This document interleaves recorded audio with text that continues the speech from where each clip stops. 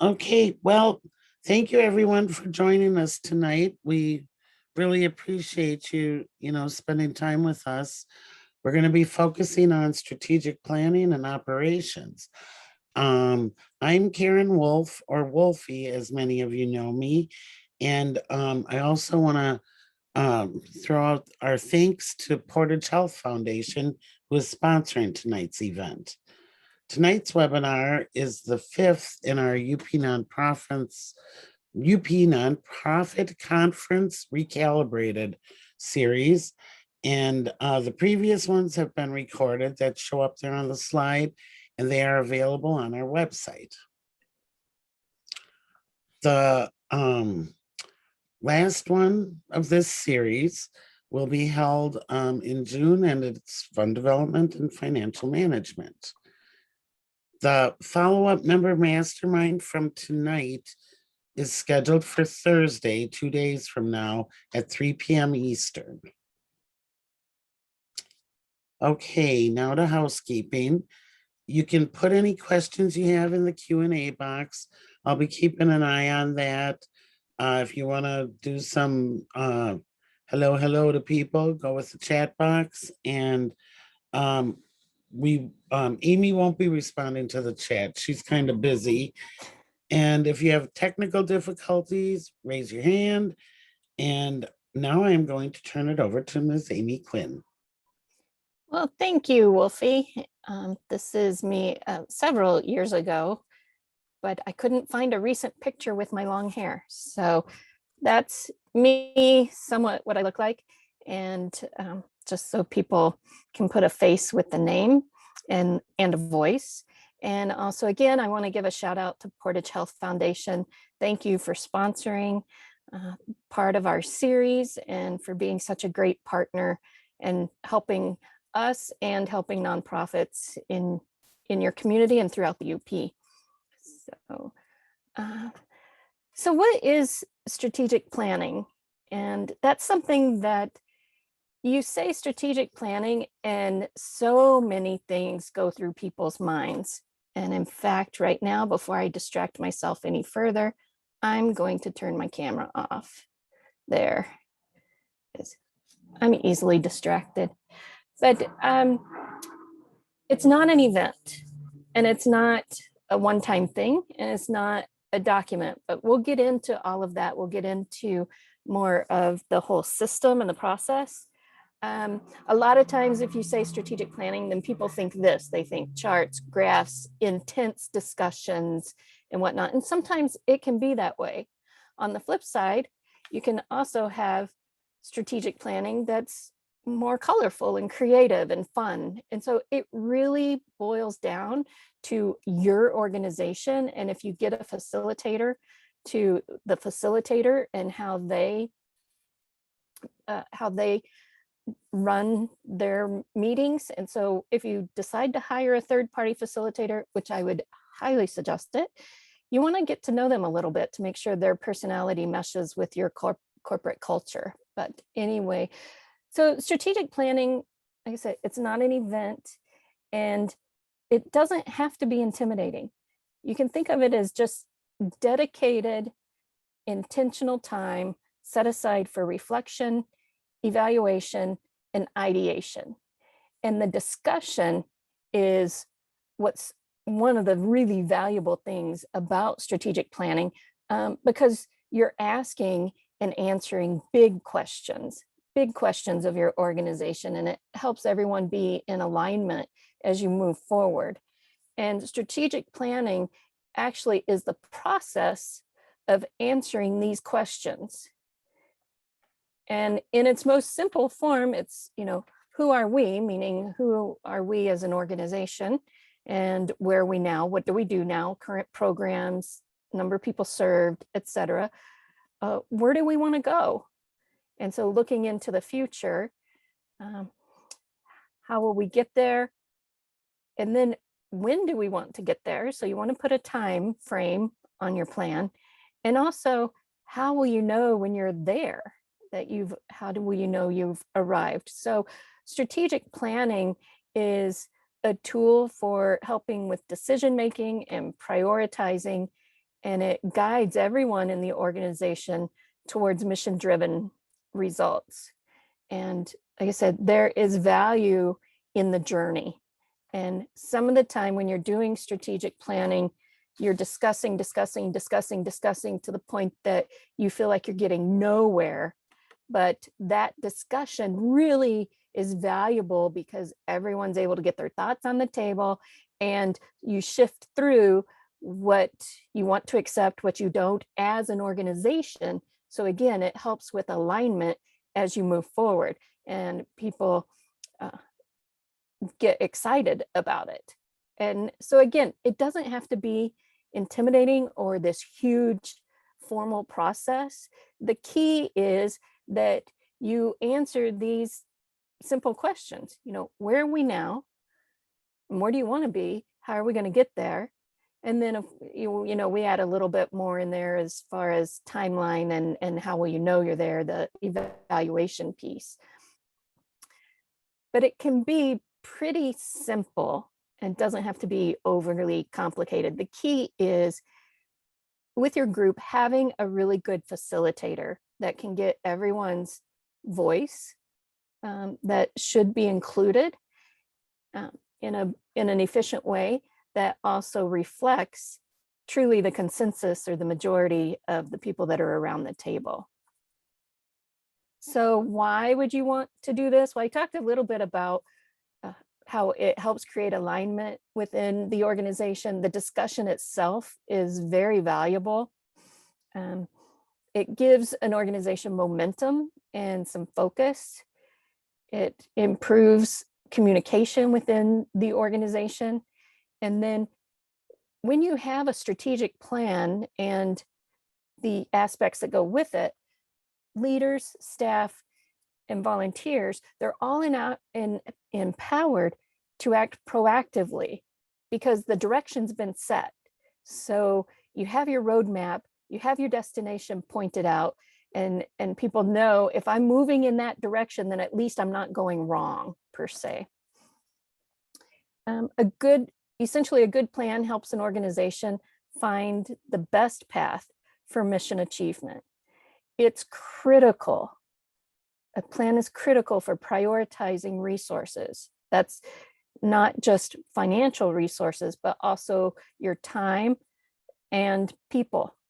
So making sure you're able to figure out what's important in the next several years that we want to work towards, so that when we look back, we can see the changes that we've made and the impact that we've made through our services. So we've talked about strategic planning, and really it's because for no other reason, if you don't know where you're going, you will wind up somewhere else. So what is a strategic plan? Really, it's just the documentation of all the discussion. And keep in mind though, that before you have the discussion, you need to have some basic information, such as, like I already mentioned, what programs do you offer? How many customers do you serve? Looking at competitors. Yes, nonprofits have competitors. You have similar organizations that do similar things. And what is your organization's niche? What is your organization's capacity? What are you best at? What do your financial projections look like? So there's a ton of data and history inside the organization and externally, looking at who are the stakeholders, who are your donors, what are the opportunities, what threats may be coming up with government policies or in the environment, whatnot, that you need to look at. So it's a lot of preparation, but then when you get into the discussion mode, you have a richer discussion and you can make your decisions based more on data than you do on, oh, I just think we should do this. And because some of the time you can have a board that goes, that will not come to a consensus. They're looking in two different directions, and they both want the same thing in the end, but how they want to get there can be very different. And having the discussion, having data behind it, can help everyone come to a consensus, which is nice. I mentioned the board, so I should take a step back actually, because I didn't put a slide in here on who is involved in strategic planning. And that really depends on the size of your organization, but you want a good cross section of people.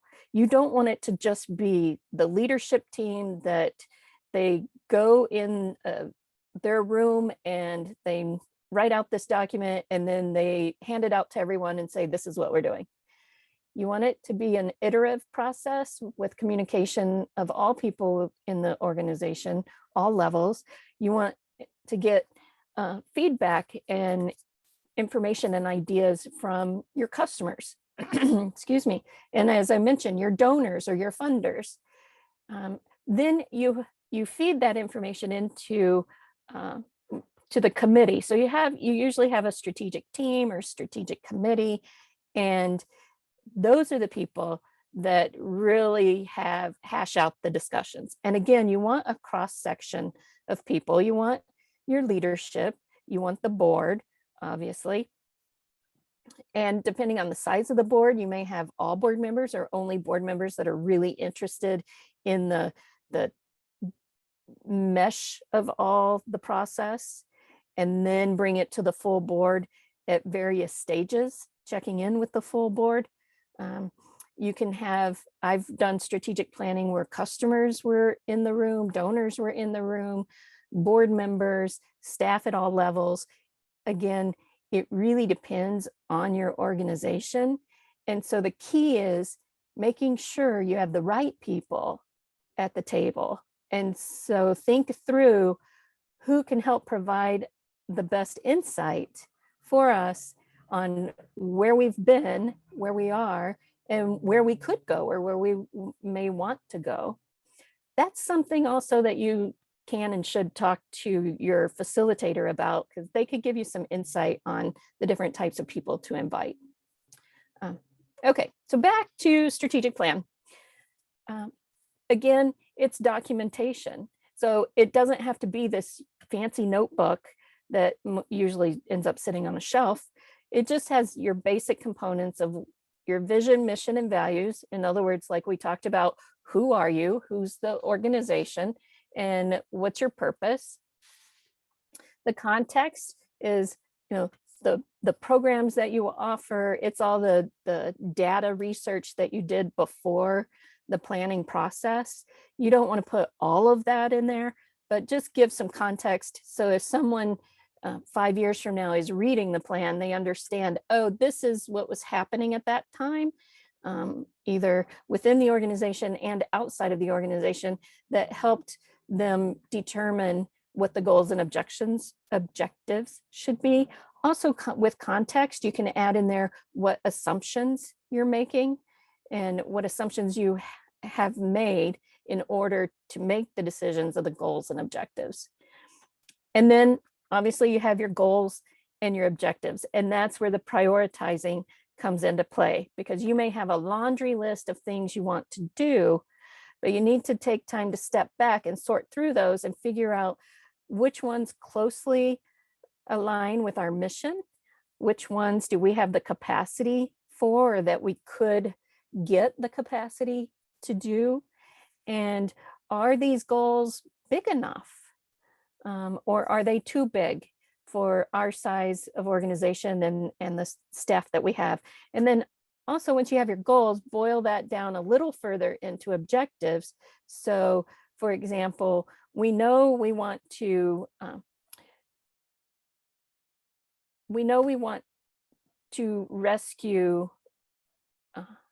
rescue, let's say we want to rescue puppies. Okay, so that's your mission, is to rescue puppies. Well, you could go about it by having a facility with a shelter in it and open to the public, and making those connections between puppies that are available and people that want puppies. Or you could be all virtual and have just provide the platform to match puppies with people that want puppies. So there's various ways of going about it. So your goal of increase the number of puppies that are adopted, you need more structure around that and more parameters to better understand how we're going to increase the number of puppies that are adopted.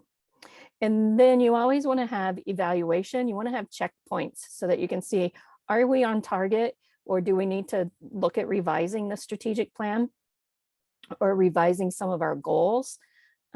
You want to have evaluation, because how will you know if you're at your destination if you're not paying attention to the progress that you've made? It's also a really great tool for to give to donors as a marketing piece, or can be, I should say. It can be good for marketing. Here are a couple of sample plans, and really it can be as fancy as the one on the left that's all visual and graphic artist design, and it can be as simple as the one on the right.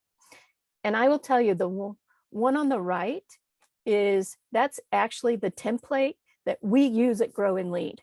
And I tell people that are thinking about hiring us for strategic planning, I tell them, you will not get a pretty and fancy, colorful, artistic document.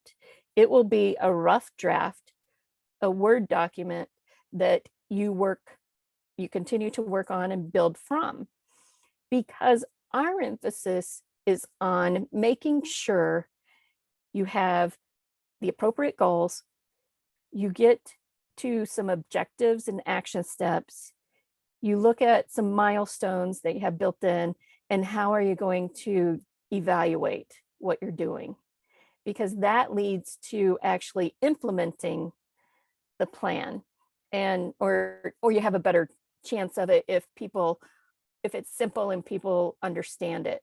Now, the one, I'm not saying anything bad about the one on the left. We've had plans like that at Grow and Lead. But again, thinking about our own capacity, we aren't visual graphic designers or artists or whatnot. We're facilitators, and we like to strategic plan, and we like to help organizations through that. So I'm just upfront. You won't get a fancy document, but you will get service afterwards. And this is not a shameless plug. This is, if you're hiring a facilitator, no matter who it is, find out what their method for follow-up is, because you want them to have a method that they can help hold you accountable as an organization to make sure you're working on your plan. You'll see in the sample plan, and actually both of these plans, you have the mission, you have your strategies, that's the horseshoe looking or crown looking, interesting shape there. And then you have objectives. So coming off of each of the strategies or the goals are the objectives. And you can see that's what the arrows pointing out of each of those boxes are. And then at the bottom, they have their core values listed. So this is really nice. And at the top right, they have a date span. So this is really nice because it's all one page, very visual. This is something that you would use as a marketing tool or as a way to explain who you are and where you're going. But you have to have a way to take this plan and to get it implemented. You've done all the work, why have it be for naught? So that's where operational planning comes into play. Without this phase, your strategic plan may never be realized, and the vision for the organization may not be realized. This helps you further prioritize the actions of the strategic plan. Oftentimes, and you'll want to make sure that different tasks are assigned to a committee or to a staff, that people understand what their responsibilities are. It's important to make sure people are committed to the plan, and that you do set a timeline so you have an idea roughly when you want to accomplish the things that you have in your strategic plan. So typically a strategic plan is, it used to be 5 years, 10 years, that type of thing. Now things change so quickly that it's usually around 3 years. And unless you have a real large event happening, such as, well, for example, since we're saving puppies, I'll use the example of UPAWS, and they went through a capital campaign to build a new building. Not only did they build a new building, but it was a lot bigger than what they've had in the past. They added programs because they had more space. So there was a lot of strategy involved with, it wasn't just, we want a new building, we need a new building. It was, these are all the possibilities and the things that we think we could accomplish and that we could accomplish if we raised the money, and they did. So in that case, I'm guessing that I wasn't part of it, but I'm guessing that their strategic plan was probably much longer than just 3 years, because it takes a long time to gain the support and plan a capital campaign, and then also start offering programs out of your new building. So operational planning, it's also can be called an action plan. They are really, really important. And again, an action plan, here's a sample. There are no right or wrong formats or ways to use it. You can track it in a cloud app such as Smartsheet or Asana. You can have it on an Excel spreadsheet. You can have it on pen and paper that everyone sees every time they come into your facility. Staff can look at it. It could be a Google Doc. So it doesn't matter so much what it looks like, as much as what information does it capture, and are you getting things done? So here you have goal number 1. Right below goal number 1, it says write your goal statement here. So this is where you would write your goal or your strategy. So our goal is to increase the number of puppies adopted, and then we'll add some more context to it, let's say by 10%. So then it's like, okay, well, how do we want to get these puppies adopted? So action steps might be, you need to find puppies. If you're going to increase the number that you're adopting out, you need to make sure you have a good supply of the puppies. You need to do some marketing to make sure people are aware that you have these puppies. You need to vet the people that want to adopt them and that type of thing. So those are more the specific things that you want to tackle to get to ultimately accomplish your goal. Action plans are also really great because you look at it year by year. I highly recommend you take your strategic plan and you chunk it up and you look at, okay, so for year 1, what do we want? For year 1 out of 3, what do we want to accomplish of this strategic plan? In year 2, what do we want to accomplish? And again, there's no hard set rules. If you don't accomplish everything in year 1 that you want to, you can roll it forward, or even better, if you accomplish things before you expected, then great, roll into some of your other priorities. That, let's say you accomplished goal 1, great, then you can either expand goal 2, or maybe you add goal 3 or 4. And then some of the time, opportunities will come up that are right on mission for you. And it's just a great thing to do. It's not in your strategic plan, but it aligns with your mission. You have funding secured for it. You know what? Do it.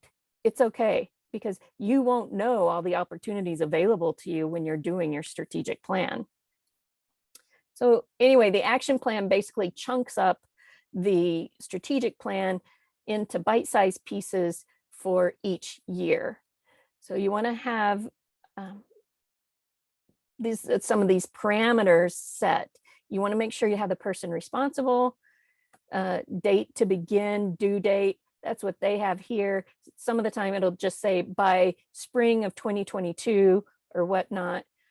Resources required, and this is where it forces you to think through what money, technology, facility, people, skill sets do we need in order to accomplish these action steps?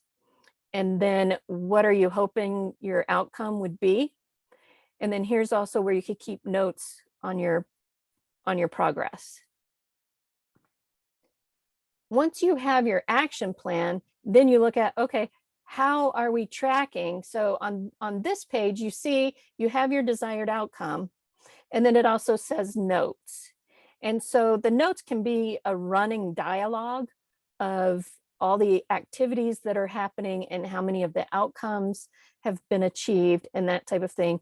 But if you think about the number of activities and the number of objectives that you have towards a goal, this, as you can tell, document can get quite lengthy. So how do you summarize it in a way to be able to track if you're on track as you go through your year? And that's where you have a dashboard.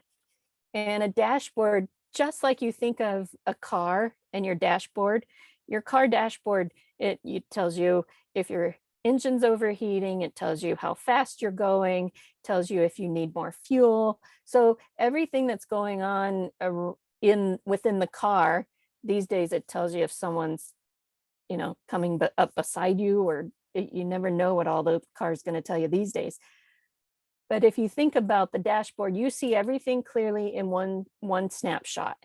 And that's what a dashboard is. Again, it can be so many different formats. This is just a sample of one that we used a couple of years ago. And I liked it because each of our strategic priorities or goals, whatever you want to call it, were a different color. And that helped me as I was thinking about implementing things. I color coded things so that our activities tied back to a strategic priority. And then we had an annual target. So the annual target in this document is the same as the desired outcome in your action plan. So you take your desired outcomes and you put them in you define them further, put them in the annual target. And then what we would do, at that time, our board met quarterly. So every quarter we would update this and present it to the board. And some of the time when we had a lot going on, and actually team members, we should get back to this actually now that I'm thinking about it. But we also, at the beginning of each month, we had it at our staff meeting, we discussed it and shared it internally. And then we used that as every quarter, we would report to the board. And then you see our little color coding system off to the side is we use it like a traffic light, red, yellow, green. So red means we are off track and it needs immediate attention. And yellow means it's work in progress, or we think we're going to get there, but we're lagging behind where we thought we would be. And then green is, yep, we met the goal. So that's the dashboard. So as I mentioned, there's three levels, and all of this, in my opinion, all of this is strategic planning. Because again, if you only have a discussion without data, then you may make decisions, but are they the right decisions? And are they the right priorities? If you have a great discussion with data and you feel really great about the priorities that you set, i.e. the goals that you have written, and you really want, what you want the organization to look like in 3 or 5 years from now. Excellent. But if you don't have a way to implement it, if you don't take that further steps down the chain to add more detail and add more meat and infrastructure around the plan, it's hard to get it implemented. And so I took this from 21st Century Library. They had this visual, and I really like it because it shows, your mission, your values, your vision, forecasting, your goals. All of those are strategic at a strategic level. And then as you work down the pyramid, your objectives and your activities are your action at your action level, and then your evaluation and desired results, evaluation, etc. That's your assessment level. So actually, I will take a quick break and see if there's any questions so far. And that gives me time to let me get a drink of water.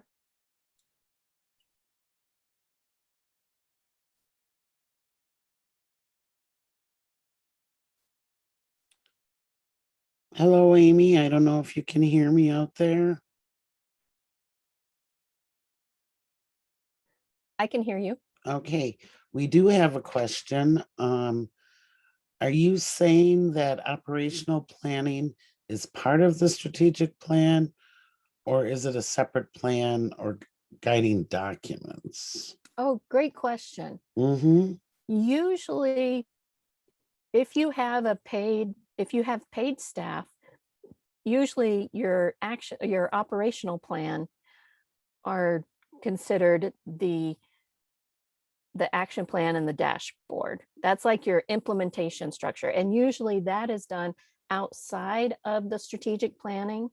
Usually strategic planning and a strategic plan gets to the part of the goals. So these are the priorities, these are our intentions, this is what we want the organization to look like in 3 years.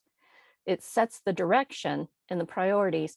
Then it's usually the staff that works through, okay, the board has said, they've said, set the direction. Now I need to determine as staff, we need to determine the path of how we're going to meet that direction or those priorities. And that's where the action plan and the dashboard come into place. Well, that's where the action plan comes into play. And then the dashboard is a tool that you can use to tell the board, see, we are headed in the direction that you wanted the organization to go. Good question. Thank you for that. Thanks, Amy. That's all I had right now. So if you want to do the world peace thing, that sounds interesting. Okay. And actually, I'll back up a little bit. Some of the time it helps me with analogies to wrap my head around things. And so I had a band teacher in high school that he was very organized. And when we would go on a band trip, when we were going to a competition, he had it down almost to the hour, it felt like, what we would be doing. Travel from this time to this time, stop at this exact restaurant at this city and for an hour, and then travel this time to this time, and then stop at this hotel, and here's the reservation number, and just everything laid out A to Z. And that was fascinating to me because I grew up in a family that was like, oh, you know what? Let's take a vacation. Okay, load the car. All right, where are we going? Yeah, let's go west. Okay, let's head west. And so as you can tell with my family, we weren't very efficient. I mean, we had fun, but there's value in the journey, but there were things that we missed. And many times I can reflect back when we've had family vacations and we've been like, oh, we should have done this, or next time we want to do that. And had we been better planners, maybe we wouldn't be saying that quite as much. So we are doing an example of a strategic planning and kind of like the whole process in a real quick, simplified example. And the vision is we want to achieve world peace. That's our organization. Our organization is the World Peacemakers. And our mission is we want to do it through cultural understanding. That's our piece of how we accomplish world peace. And so where do we start? I mean, how do you tackle world peace through cultural understanding? If you think about the vision, it could be tackled in a number of ways. You could have student exchange programs, lectures, traveling, telling stories, you know, on and on. How do you decide?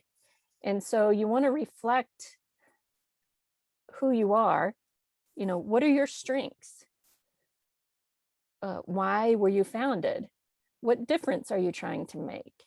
And then this is also where I mentioned you look at external factors of, what are the trends, and uh, what is a similar organization that's doing this really well, and what are their best practices that they follow? Kind of gathering some insight. And so we decide that for one of our programs, we're going to Europe.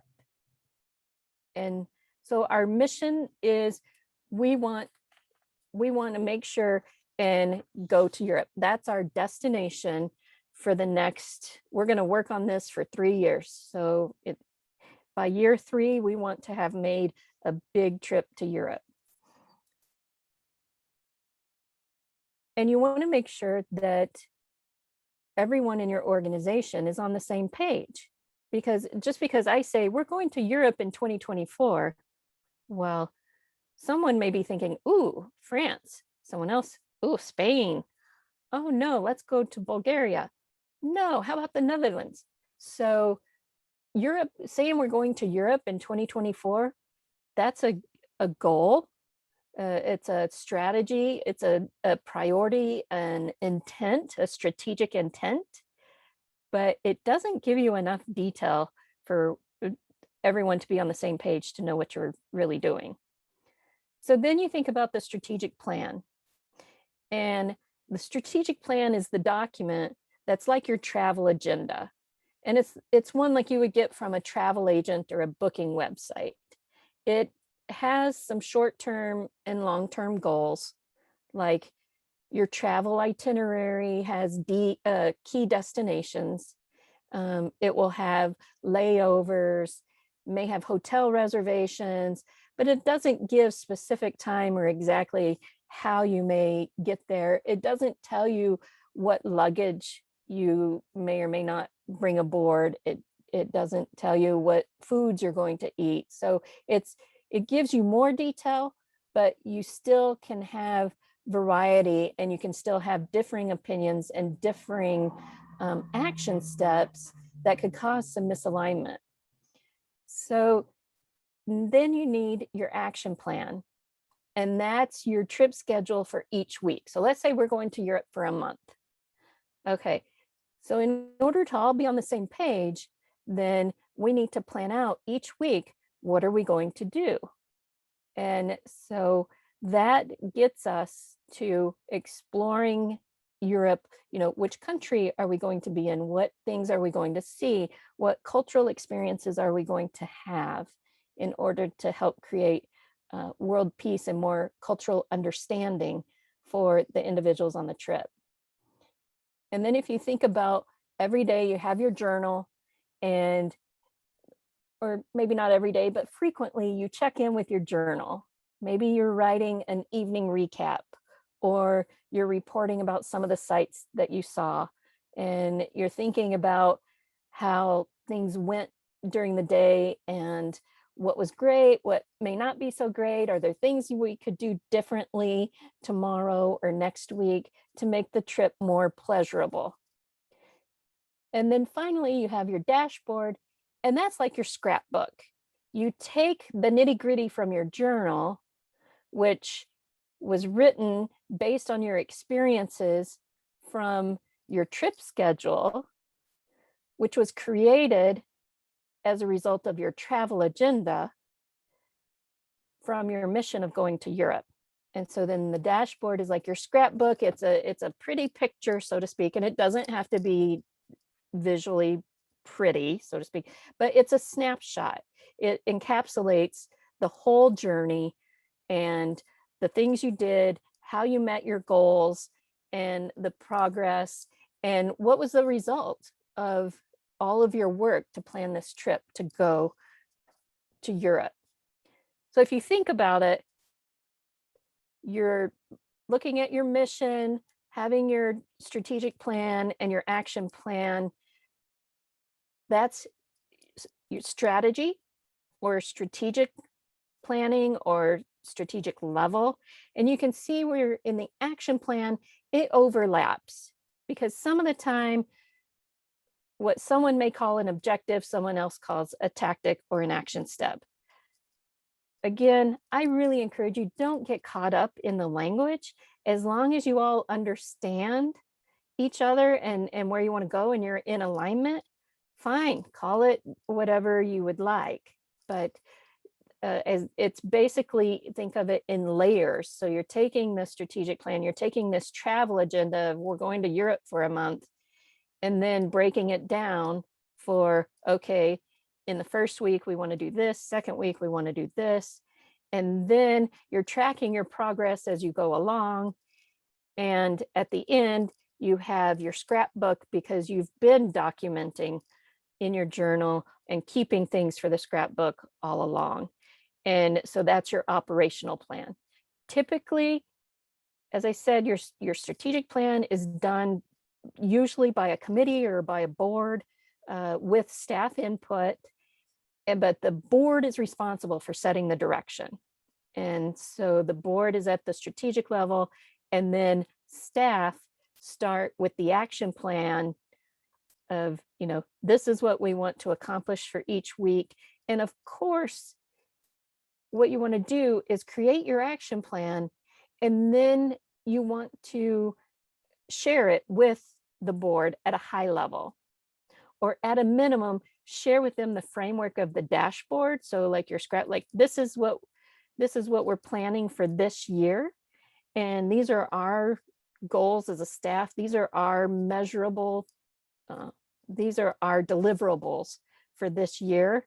And okay, board, are you in alignment with that? Is this what you were thinking when you said our goal is to go to Europe? And so that's where the operations comes into play, because staff are responsible, the executive director and staff are responsible for the operations, whereas the board is responsible for setting the strategy. And again, there's no hard, fast rule, really. The key is just that you're doing the work. And again, I don't know how many times I've said you're in alignment, but that's one of the most difficult things. It's been said that within an organization, strategic planning is 1% and alignment is 99% of the work. So in summary, you see, you start out with your strategic plan, and it's a big process. And the more you document on the front end and the more discussion you have and the more data you dig into, usually the richer your experience is and the stronger your strategic plan is. And so your strategic plan feeds into your action plan, and that's where you chunk it year by year.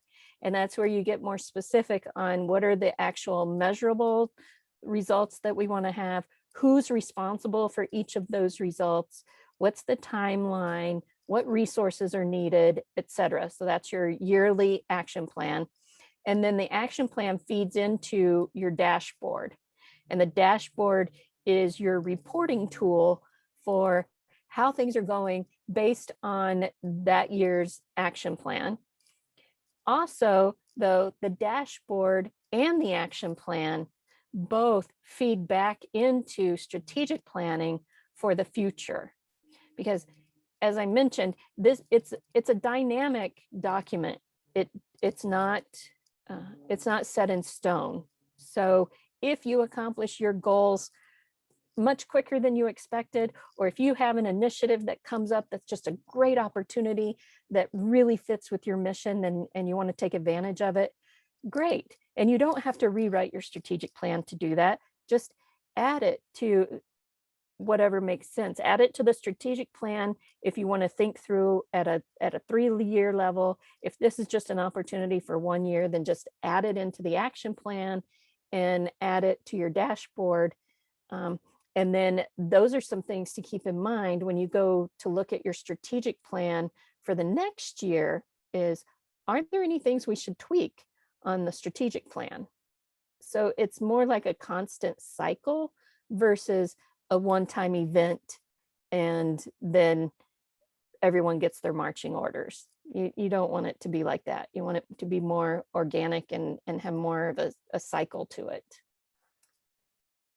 So this just quick reminder, thank you for rescheduling. I apologize that last week I had my second COVID shot and it really caught me off guard for a couple of days. So the member mastermind is on Thursday and at 3 p.m. And thank you for joining us. I hope this helps you think through more of the whole system of strategic planning and how it can all work together to accomplish the mission of your organization. Thank you so much, Amy. It's a lot of information. I took many notes, so I've got some things to bring up in that member mastermind on Thursday. We don't have any questions right now, but it's question and answer time. So if anybody does have something they want to go into a little deeper yet tonight, just type it in the box. I see we're getting some nice thank yous and people found it helpful. Oh, good. Yeah, and like the member mastermind, we'll get into some of this a little deeper. It's a good opportunity, very informal. And appreciative that you were able to join us tonight. And I hope you're all ready to start planning. And Amy, yeah, that was awesome. I loved that pyramid visual. Mm. The only thing, and I'm just me, they had the red, yellow, green, but I don't think it really had anything to do with being on track or stop, go, wait. I think it was just the colors they used. That's a great point. I didn't think about that. And it was right after the other one. And I looked at it and I'm like, well, I can see where red is like the strategic, red hot. And but I didn't get the other, where the green or yellow would really apply to that. So but it was interesting. I do love the way they had it laid out. Right. And I'm glad you pointed that out, that's not, it's not the traffic light of the dashboard. It's just the color, it's just the colors they happened to have used. So oh, more coming on. Yeah, we had for the nice weather, good group. Thank you all so much, because we have a question here. Let's see. In the chat, Tony asks, what are good ways to reinforce group cohesion around the mission/vision? And depending on what you're looking for, it's like, do you not have cohesion during the planning process and during the discussions, or are you getting off track? You think everyone's in this rowing the same direction, and then you realize that they're not. That really it kind of depends on the situation, but there's a lot of tools that you can use if it's one of the alignment. Okay, yes, maintaining direction. Thank you. So the ways to have alignment are things like making sure everyone does have a copy of the strategic plan and they understand it. And then that you do have an action plan every year, and that staff understand what it is, and that they realize, they see how the actions that they're taking goes and works towards the goals that are in the strategic plan. So they're all together. When you hire new staff, that's part of the orientation. Your strategic plan is part of the orientation, and for staff also the action plan would be part of it, and the dashboard. As you have new board members come on board, you share the strategic plan with them. Every board meeting, you look at the dashboard to see if you're all on the same page. You could also have, depending on how granular you want to get, you could have an operations manual. And this is different than operational planning. in the sense that it's a type of operational planning. What I was talking about was an action plan, but what you could also do to help with cohesion is making sure everyone's maintaining the same direction, is even are people doing the things that they're supposed to be doing the way they're supposed to be doing them. So for example, do you have procedures and policies in place, and are they documented so that everyone can see them and know them? Those are some of the ways for maintaining direction. And I know I have a slide somewhere at my fingertips, but the While you wind look blew for away. that, Amy, Okay. there's a couple of things I still want to get off my chest. Okay. One is that this is being recorded, and the slides and the recording will be sent out, or a link to the recording. And also our gratitude to Portage Health Foundation.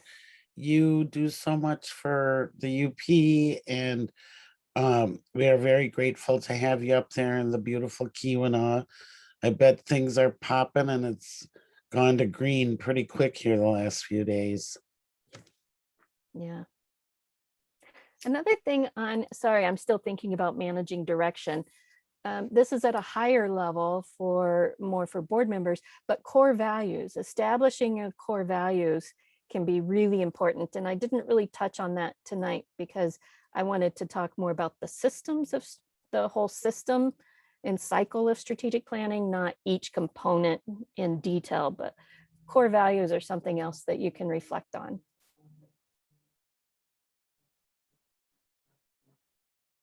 Okay, any other questions? Well, thank you for your feedback. You will get an email with the link to this presentation and also to the slides so that you have all of those. My information's up here on the screen if you want to get a hold of me. Feel free, if you're members, to register for the member mastermind. We would love to have you come and dig deeper into this. And whatever we can do at Grow and Lead to help you, please let us know. You may can tell I'm kind of a strategic planning geek and wanting to get things done. So have a great evening. Thank you for spending this time with me, and we'll make sure and please fill out your evaluation form. Thanks. Bye.